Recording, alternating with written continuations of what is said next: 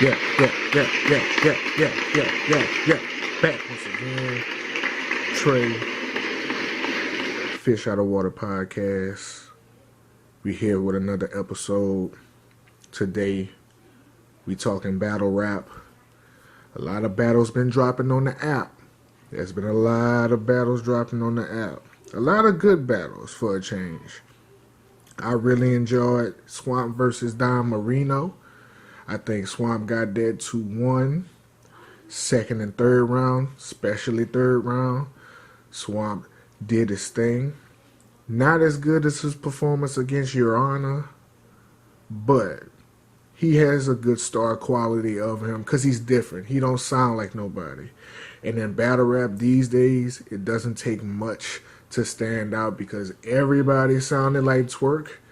So when you don't sound like Twerk or have the K-Shine and DNA flow, if you don't sound like none of them, you're going to stand out. And Swamp sound like if T.I. was a battle rapper. That's what Swamp sounds like. But he got that 2-1 Cassidy versus Arsenal dropped. Cassidy sounds even worse. He didn't even sound that bad to me on the pay-per-view, but having to watch it on the app where I could actually sit down and pay attention and rewind all that he's saying, it's so much worse. And Arsenal was okay, but I think his rounds translated better on this app. Arsenal 3-0. I've been said that though. Cassidy, this is what Cassidy needs to do. Leave smack alone. Leave acapella battle rapping alone, period. And go to Verbal War Zone. Go to Verbal War Zone. I think Cassidy would do excellent on Verbal War Zone because he still sounds good rapping on beat. But I don't think his flow and he doesn't have the performance to do the acapella thing. But I think he'll be perfect for Verbal Warzone. Go check out Verbal Warzone YouTube channel and come back. Because Enes flourishes over there. And Enes, he flourishes acapella. But since Enes sounds good on beat, he sounds even greater over there. Mickey Fax did well. Cortez does well on Verbal Warzone. I think that's more of Cassidy's lane. He should look into that. Luke Castro versus Your Honor drop also. That's a Survivor Series. The newer guys. Luke Castro, I saw him battle before. I'm glad he doesn't sound like Twerk anymore. He had a bad flow where he sounded exactly like Twerk. He don't sound like him as much in this battle. But Your Honor he got it. If Your Honor get his preparation together, he's going to be a problem because he can perform.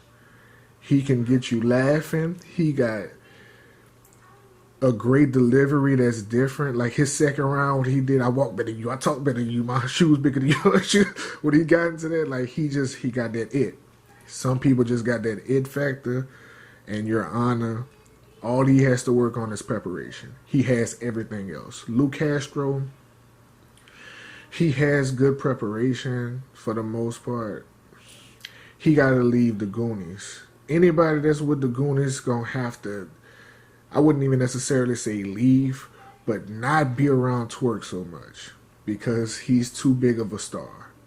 Your Honor is going to come up faster than anybody from the Goonies because I don't see him rolling with nobody, especially nobody like Twerk. Twerk right now is too big of a star. He's going to outshine you. He's going to make you feel smaller than what you are, and you could probably stand out. I think that's what's holding back Drugs, because Drugs is actually one of the best Goonies out of all of them.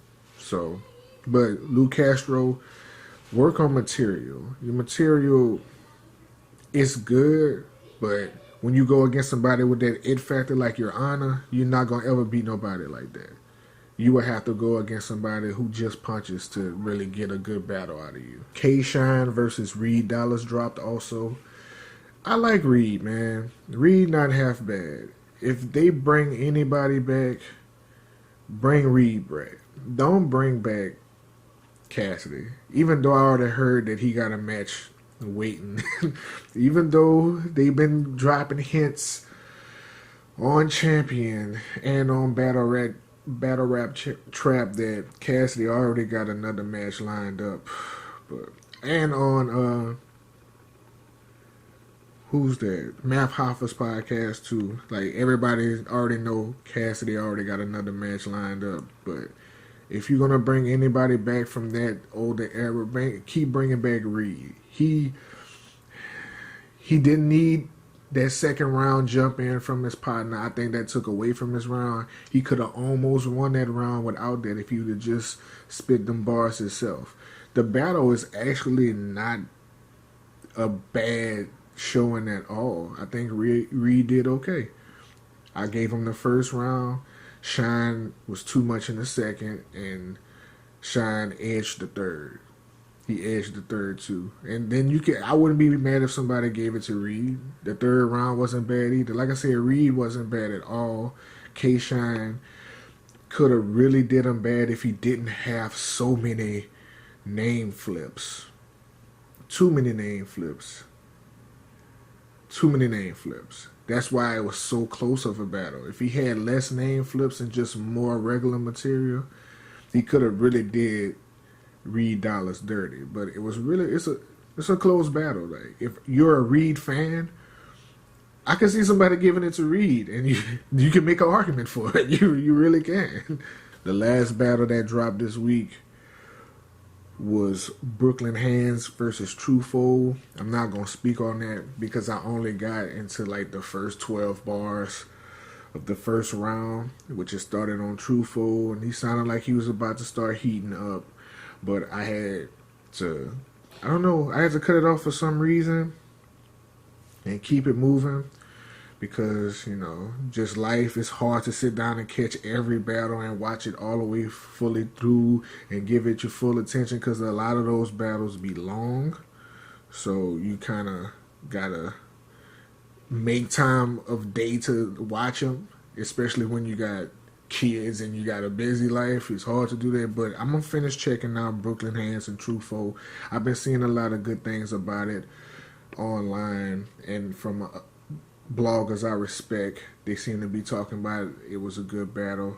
Like I said, Truthful sounded like he was about to heat up and start really doing this thing, so I'm going to finish checking that out. Now, the Smack Vol.5 announcements. Oh my goodness. DNA versus Averb.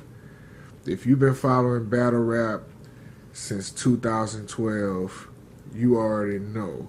Since 2015, 2016, DNA been chasing after Averb. Averb been hitting him with that Heisman, not taking him, not wanting to take him. And I get it. DNA is one of those matchups that if you lose to him, the culture is gonna look at you like you're not good, like you're just trash. If you beat DNA, nobody cares. I don't know what it is about DNA. He's should be legendary status for all the things he's brought to battle rap, but he's just one of those. He's one of those battle rappers who've been around for so long, been putting in the work, been representing battle rap very well, but nobody really looks at him as a killer. He's just DNA. And Aver, amazing run these past 2 years. Mook, Lux, Pat Stay, like just back to back to back monsters. Arguably lost to Pat Stay. I could say Pat Stay got him. Mook, he beat Mook. Loaded Lux, it's a preference thing. If you like Loaded Lux, you're going to say Loaded Lux won. If you like Averb, you're going to say Averb won. That's just how good their battle was. You can really argue which one you like. It's going to come down to preference because lyrically they both came with it. But definitely looking forward to this DNA versus Averb. Last time we saw DNA in the volume was against Mickey Fax, and he finished Mickey Fax off. Mickey Fax don't even want to battle rap no more. But he's not a battle rapper. He's going against a certified legend in Averb who knows how to cut it on and cut it off. Depending on how motivated he is, and he sounds like he's pretty motivated because DNA been going on every platform talking trash. So I think it kind of, I think Averb didn't care, but now I think DNA poked fun at him enough to where he cares now. Rum Nitty versus Chilla Jones. I don't know how I feel about this. A lot of scheming, a lot of punching, but both delivery is not that attractive. Rum Nitty has gotten more aggressive and a little more passionate with his delivery. Chilla Jones, he's on and off with it. Sometimes he'll come with it and go crazy and be aggressive. Sometimes he get in that monotone scheme punch, scheme punch, scheme punch. Rum Nitty in the volumes is scary. We saw what he did against Iron Solomon. We saw what he did against Twerk before the melee. Chilla, you stepping into a danger zone. I'm not saying that you can't, because what you did against JC is similar to being in a volume setting, but that's not JC. So it's going to be interesting. You're going to have to pay attention to this one. This is one of the ones where you're going to have to sit back, pull the notes up in your phone, or get a pen and pad and break down bar for bar. That's the only way you're going to be able to judge this battle. You're going to have to judge it bar for bar, because performance-wise, I think they're pretty even on that level. So you're going to have a bar for bar breakdown for this. So if you're into heavy lyrical, miracle, all that, this is the battle for you. Here's one that really caught me by surprise, and I really, really wasn't expecting, and I'm not really looking forward to it, but I am. Chess versus Arsenal. Here's the thing. Arsenal versus Geechee Gotti in the volume did his thing. The Arsenal I like to see. Arsenal versus New Jersey Twerk wasn't in the volume. The Arsenal I like to see. But Arsenal versus Hollow in the volume wasn't good. Arsenal versus Av wasn't good. Arsenal versus Cassidy was mediocre. Inconsistent. Chess this year been very consistent. No choking, no stumbles, showing up every battle, coming to prove a point. So I don't know. It depends on Arsenal at this point. I can't really say nothing bad about chess. I'm not a chess fan. I never believed in chess because of all the choking. But this year, I can't say nothing about that. He shut me up. He literally shut me up. I am the least biggest fan of chess because I always thought he got too much praise and did too much choking. But this year, he deserves all the praise he's been getting. He hasn't choked. He showed up every battle. Let's just hope Arsenal shows up and we can have a classic on our hands. Now this one right here, this is going to be a goodie. Av versus New Jersey Twerk. I know what people thinking. Which New Jersey Twerk is going to show up? Here's the thing. He always shows up in the volume. He shows up in all volumes. Well, no, let me not say that. Because he did Jersey out of the first round with Averb. He did well against Rum Nitty, but then they kind of had a melee because he was talking about his mama. I don't know. When it comes to New Jersey Twerk, I think in the volumes he's scarier there than he is on a big stage to me because of how big he is, how much space he takes, and how loud his voice projects in that room. He's shaking the room. He's going to always have a nasty round, put it like that, because Averb Third round, crazy. Round of the year that year.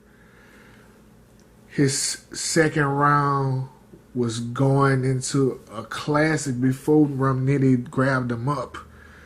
That round was nasty. His first round against Romnitty was crazy. Every round against JC he went crazy. Charlie Clips, New Jersey Twerk first round was filthy. But here's the thing. He's gone against one of the most consistent in the game. Talk about Av performers if you want. You can even talk about him remixing bars every now and then. But the one thing you can't talk about Av doing is not showing up with 3. He always has 3 rounds. Now, whether the 3 rounds are good or not is going to help him in this situation, because we know if anybody is not consistent, it's New Jersey Twerk. He's never consistent having full 3 rounds. But the scary part about Twerk is he don't need 3 rounds. He gonna have that one round where every bar is going to hit every bar. But I think this is some great matches so far. So far, some great matches. Really looking forward to New Jersey Twerk and Av, Rum Nitty and Chilla Jones and Averb and DNA. Still on the fence about Chess and Arsenal because of Arsenal. But we'll see, man. I'm pretty sure they got some more battles to announce. Even though I think they only need 1 more battle. They don't need 6 battles, 7 battles for this card. 5 battles would be fine with me. And you know what I just thought about? I bet you the next announcement is going to be Danny Myers versus Hollow. Because I know they got a battle coming up. And I would think that'll be like the smart thing to do, to put that on this volume card. I think that'll be great. I wouldn't, because I think Hollow got Mook for that decade card. We all know Hollow got Mook. We just don't know when. But if him and Danny Myers are battling, I'm going to assume this is going to be on the Smack volume card. But that's been it this week for Battle Rap, man. Besides the BS with the DNA tooth, and I'm just not getting into that because I don't have a care in the world about none of that. I just, hope it doesn't get violent and nobody gets hurt. Because to get hurt over some BS like that when battle rap is trying to flourish and trying to take it to the next level, I think we should just all ignore the DNA too. That's it. Treat him like TMZ, because that's what he basically does. But I like these 4 announcements from the Smack volume. He dropped some good battles this week. If you don't have the app, get the app. It's $8. That's not too bad. And you get battles every week. Especially since they really not dropping nothing on YouTube besides the PGs. And I don't too much watch those PG battles like that. I'm not gonna lie, I'm not a PG kind of guy. I'm not a big name guy.